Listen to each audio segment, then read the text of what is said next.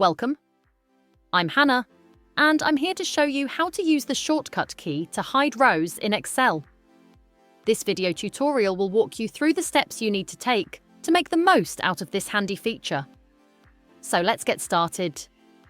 To begin, open your Excel sheet and identify the row or rows you want to hide.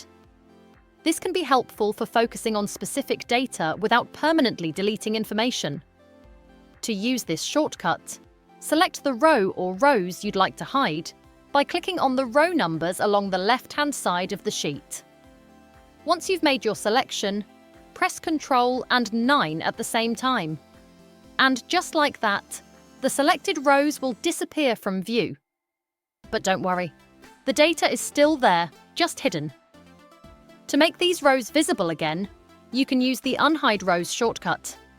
Simply select the rows above and below the hidden area, then press Ctrl, Shift, and 9 together. The hidden rows will reappear immediately.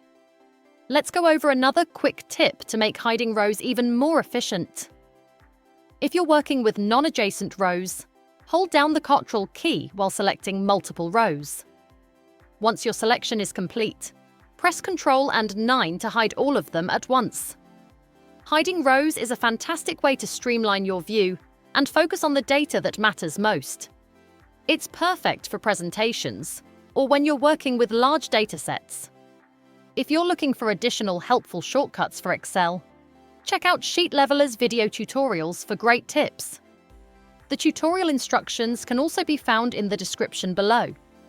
If you found this tutorial useful, please show your appreciation by giving it a like. Additionally, feel free to explore other tutorials created by Sheet Leveler. Gain the skills you need to work efficiently with Excel by learning how to use it quickly and easily. Are you new here? We are delighted to have you join our online community. Subscribe now and become part of the Sheet Leveler family. Thank you for taking the time to watch my video. I look forward to our next meeting in my next video.